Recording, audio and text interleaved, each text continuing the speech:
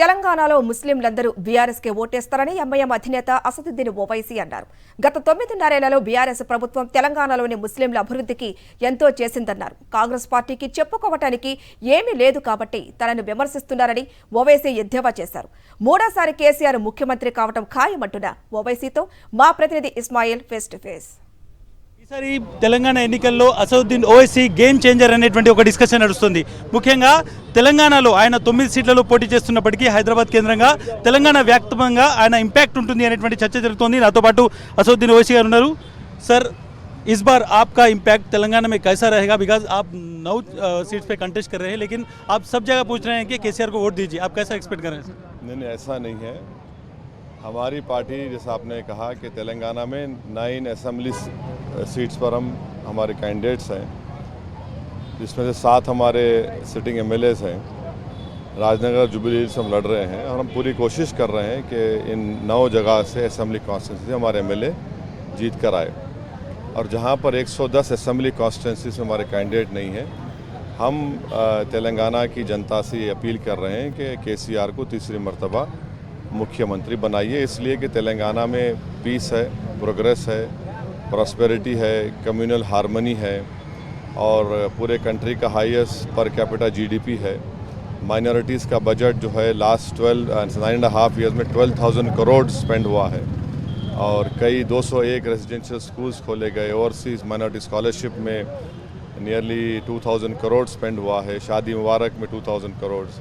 तो इस तरह से देखा जाए तो इसीलिए अपील कर रहे हैं कि ये प्रोग्रेस को, इस कम्युनल हार्मनी को, प्रॉस्पेरिटी को मेंटेन करने के लिए हम ये अपील किए. लेकिन कुछ लोग कह रहे हैं कि हैदराबाद छोड़ के जो बाकी डिस्ट्रिक्ट्स है वहाँ पे मुसलमान का वोट इस बार कांग्रेस को जा रहा है, ऐसा डिस्कशन चल रहा है. ऐसा कुछ देख रहे हैं? ऐसा कुछ भी नहीं है. हर पार्टी का अपना वोट होता है, इससे कोई डिनाई नहीं कर रहा हूँ. मगर ये जो स्टेटमेंट दे रहे हैं बिल्कुल गलत है. ऐसा कुछ भी नहीं है. मुझे यकीन है कि माइनॉरिटीज़ ने पिछले 9.5 ईयर्स में प्रोग्रेस देखा है. 201 रेजिडेंशियल स्कूल्स खोले गए, जिसमें 80,000 पास आउट हो गए, 1,30,000 पढ़ रहे हैं. ओवरसीज स्कॉलरशिप दिया जा रहा है, पोस्ट मैट्रिक स्कॉलरशिप दिया जा रहा है. आसरा पेंशन जो है मुस्लिम्स का शेयर उसमें 12% है, ओनली मुस्लिम्स का. तो इमाम मौज़न नियरली 9,000 इमाम मौज़न को उनको ऑनरेरियम मिल रहा है पिछले 7-8 साल से. तो ये सब चीज़ें हैं. रईतु बंधु, रईतु बीमा में भी शेयर मिल रहा है मुस्लिम्स को.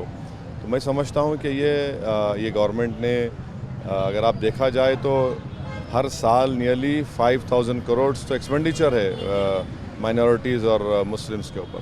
बीजेपी कह रही है कि अगर वो सत्ता में आएंगे तो यहाँ से मुस्लिम रिजर्वेशन निकाल देंगे. बाकायदा उन्होंने अपने मैनिफेस्टो में इसको रखा है. सर, बीजेपी यही बोलती है. कर्नाटका में गए, निकाल दिए. यहाँ पर भी आए. यहाँ पर तेलंगाना और आंध्र प्रदेश में मुस्लिम्स को रिजर्वेशन रिलीजन के ग्राउंड पे नहीं मिल रहा है. विद इन द मुस्लिम्स जो कास्ट हैं उनको दिया जा रहा है और उनके सोशल और एजुकेशनल बैकवर्डनेस की बुनियाद पर. एक इंडिया के फेमस एंथ्रोपोलॉजिस्ट थे लेट PS कृष्णन साहब, उन्होंने बहुत काम किया और उसी के ऊपर दिया जा रहा है. और एक सवाल सर, कांग्रेस की जो आलाकमान है, राहुल गांधी, प्रियंका जो भी आ रहे हैं, क्यों असदुद्दीन ओवैसी को इतने तीखी तरीके से कॉन्सेंट्रेट कर रहे हैं और क्यों आपके ऊपर इतना? नहीं, देखिए, MIM पार्टी एक पावरफुल पार्टी है, स्ट्रांग पार्टी है अल्हम्दुलिल्लाह तेलंगाना में. इसीलिए आप देखते हैं कि राजस्थान, मध्य प्रदेश, छत्तीसगढ़ में भी इलेक्शन हो गया. वहाँ पर माइनॉरिटी डिक्लेरेशन नहीं दिए, यहाँ दे रहे तेलंगाना में. क्यों दे रहे भाई आप? इसलिए दे रहे क्योंकि MIM पावरफुल है. तो ये क्रेडिट भी MIM को जाता है कि राजस्थान में नहीं दिए, मध्य प्रदेश में माइनॉरिटी डिक्लेरेशन नहीं दिए, छत्तीसगढ़ में नहीं दिए. यहाँ पर दिए तो वो डरते हैं MIM से, इसीलिए दे रहे हैं. और जो कुछ वो आकर हम मुझ पर पर्सनल अटैक कर रहे हैं, इसका भी आप देखेंगे, नतीजा देखेंगे कि माइनॉरिटीज़ देख लिए हैं कि कैसा वो लोग मुस्लिम माइनॉरिटीज़ को टारगेट कर रहे हैं. क्यों राजनगर में आप इतना कॉन्सेंट्रेट कर रहे हैं? सर, यहाँ पे आपकी फ्रेंडली पार्टी BRS भी कंटेस्ट कर रही है, क्यों इतना है? नहीं, हमारे यहाँ पर 2 कॉरपोरेटर है. हम यहाँ पर 4 टाइम लड़ रहे हैं हम लोग. तो कोशिश करना हमारा काम है. जहाँ पे हमारा कैंडिडेट रहा, BRS रहने दीजिए या फिर BJP या कांग्रेस, हम सबको कंटेस्ट करना है, मुकाबला कर रहे हैं. जुबलीस में भी ऐसी है, वहाँ तो सिटिंग MLA वहाँ भी BRS का है. अजहरुद्दीन के ऊपर आप कैंडिडेट लगाना, एक मुस्लिम कैंडिडेट के ऊपर आप फाइट करना, ये कैसा मैसेज है सर? अरे भाई, रेड्डी के ख़िलाफ़ लड़ता है, मुनूर कापू के ख़िलाफ़ लड़ता है, यादव के ख़िलाफ़ लड़ता है, आपके मुदिराज के ख़िलाफ़ लड़ता है, वेल्मा के ख़िलाफ़, कम्मा के ख़िलाफ़, रेड्डी के ख़िलाफ़। तो ये क्या है? वहाँ पर जुबली हिल्स में हम लोग 1989 से लड़ रहे हैं। मिस्टर जानी मियाँ लड़े थे, फिर